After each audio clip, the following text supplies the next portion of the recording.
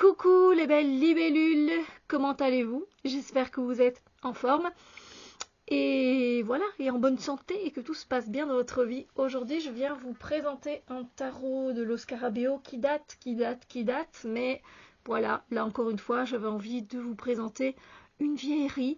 C'est le tarot des 78 portes, Tarot of the 78 Doors. C'est fait par Pietro Aligo et les illustrations sont de Antonella Platano.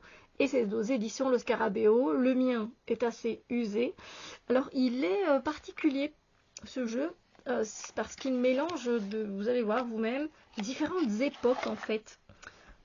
C'est particulier, des mythes, des contes, du quotidien, de maintenant. Donc il est particulier. Bon, après il date ce jeu.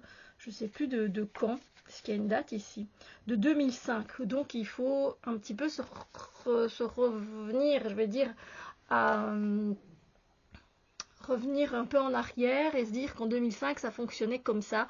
Et quand ça a été créé, c'était un peu avant 2005, vu que ça a été publié en 2005. Donc voilà, il faut un petit peu se remettre à l'époque, j'ai envie de dire.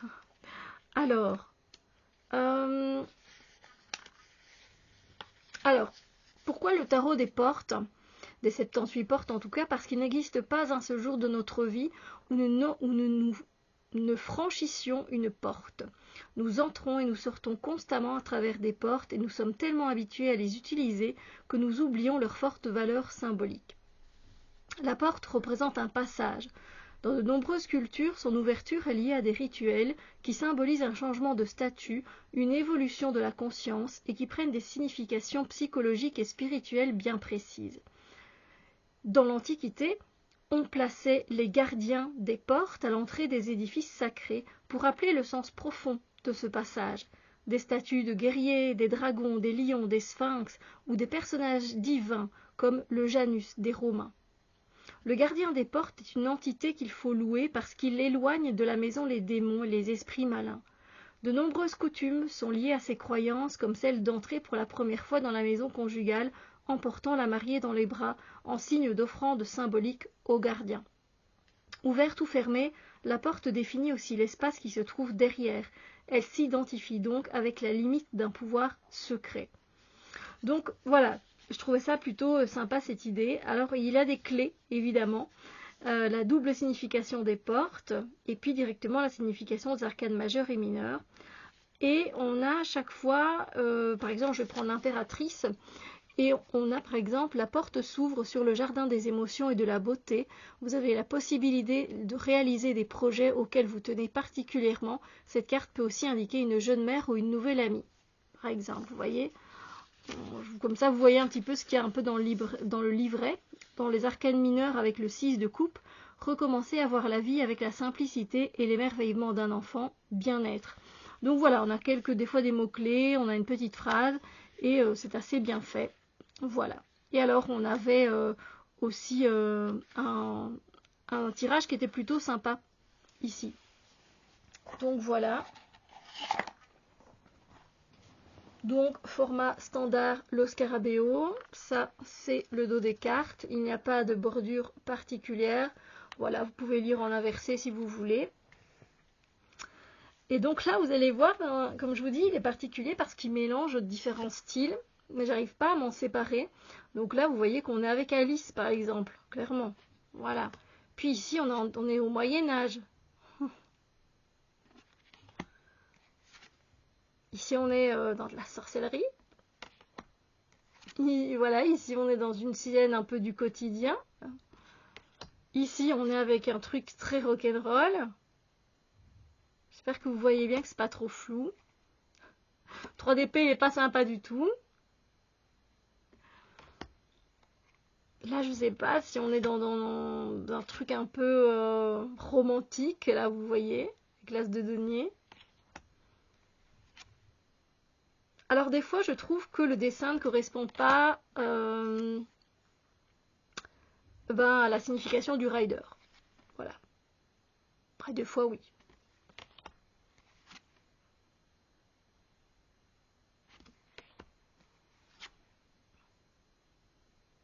De bâton, elle est super originale, mais vous voyez, il y a un côté un peu quand même oriental dans le dessin.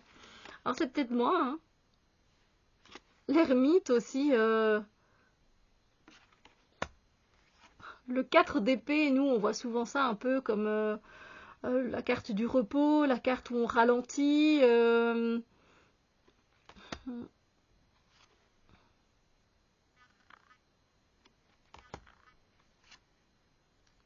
Il est pareil, je trouve qu'il est particulier, effectivement, et il ouvre sur des portes différentes à chaque fois, hein. De toute façon, c'est un petit peu le but de ce tarot, hein. Montrer qu'on peut, voilà, qu'on va tomber sur des portails différents. Mais vous voyez flou ou pas, vous? J'espère que non.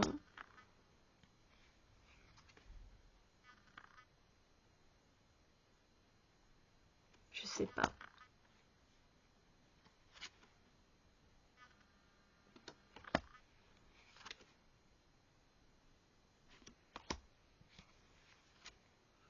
On a quelque chose de très sérieux, avec la victoire, l'empereur.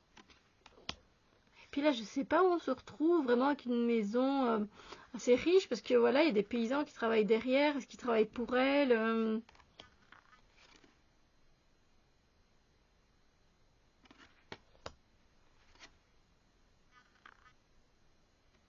Dites-moi ce que vous pensez de ce jeu. Regardez, la reine d'épée, elle est hyper particulière, la reine d'épée. Elle est flippante.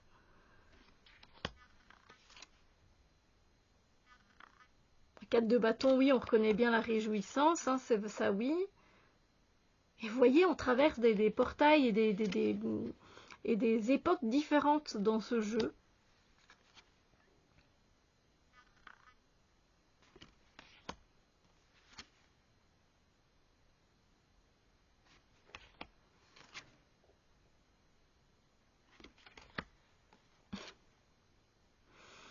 Quatre de coupe.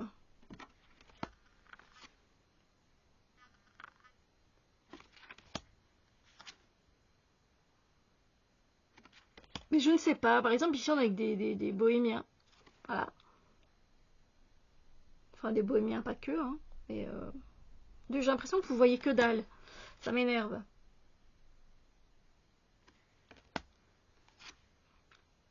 La papesse, elle est géniale, j'adore. Puis vous voyez, le roi de coupe, ici, on est avec une sirène. La justice, clairement, devant un grand bâtiment, hein, de justice. 5 de denier à l'hôpital.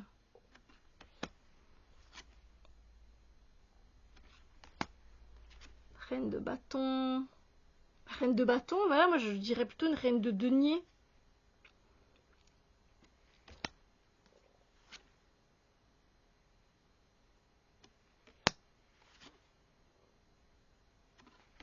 N'hésitez pas à faire pause, hein, si vous voulez voir un peu plus près.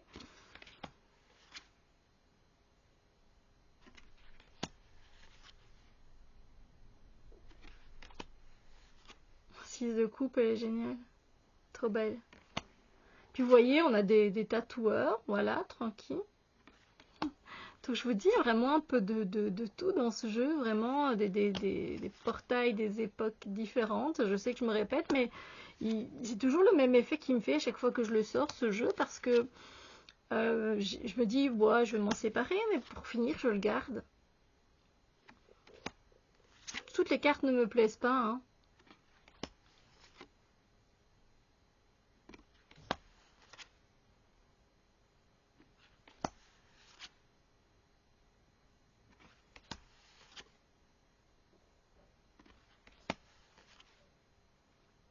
Vous voyez, on a même des lutins, des nains.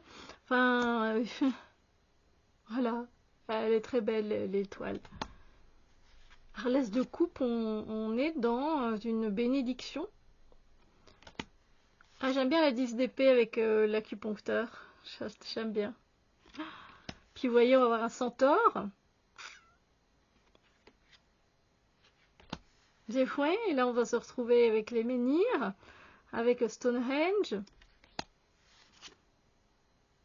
Et donc il est particulier ce jeu et je tiens à le souligner parce que voilà, je voulais vous le présenter aussi parce qu'il a quelque chose de particulier. Voilà, il a une âme vraiment différente des autres, ce jeu.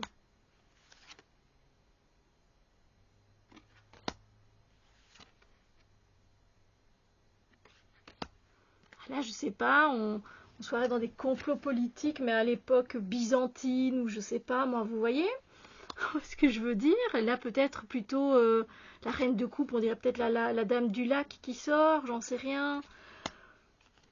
Il est vraiment, vraiment, il nous fait traverser vraiment des différents portails, c'est un truc de fou. Ben voilà, donc vous avez découvert le tarot des 78 portes. Ben, j'espère que voilà, ça vous a donné une idée un peu plus précise du coup de ce jeu, que je vais continuer à garder, hein, parce que j'aimerais bien un petit peu voir un petit peu où il m'emmène des fois. Voilà.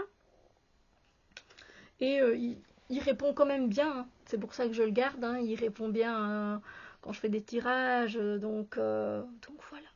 Sur ce, moi, je vous fais de gros bisous lumineux et je vous dis à très bientôt pour d'autres vidéos.